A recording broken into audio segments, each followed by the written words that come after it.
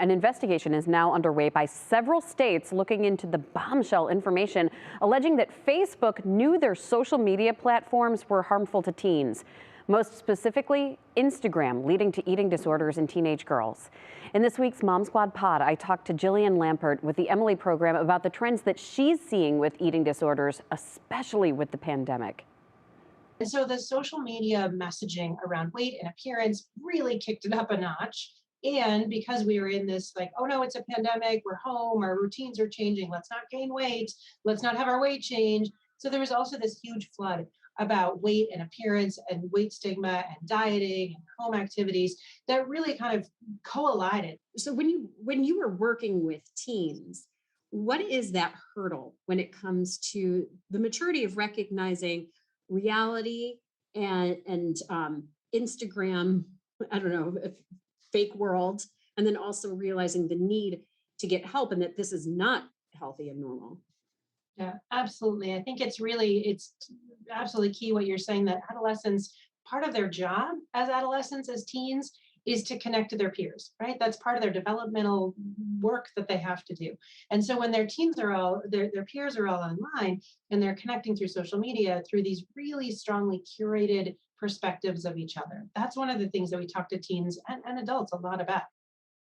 And our entire conversation is focused on how to talk to your teen about the reality versus Instagram world, and also what signs you need to watch out for with teenagers. It's so hard because there's such an emphasis on healthy eating. So I asked her, how can you tell the difference? So you can download the podcast wherever you get your podcasts. It's Mom Squad Pod. But I think it's really fascinating because when you think about it, if you have anybody who's teen or heading into teen age, she was saying it's this perfect storm. And we've all been there. We all remember it. Like you're finally grown into a somewhat adult body. You're seeing all these influences from, I mean, when it was our age, back in our day, I mean, it was just peers, you know, and it was like, well, my friend can wear a crop top, I can't. And now you have Instagram where there's photoshopping and there's filters and it's just, she says, like with their adolescence, with Instagram, with everything that's happening in the world, it's been a perfect storm. Yeah. So if you start to see those signs, it's just really smart to, you know, sit your teen down, talk to them. And it's not just girls too. I mean, the first time I ever talked to the Emily program, it was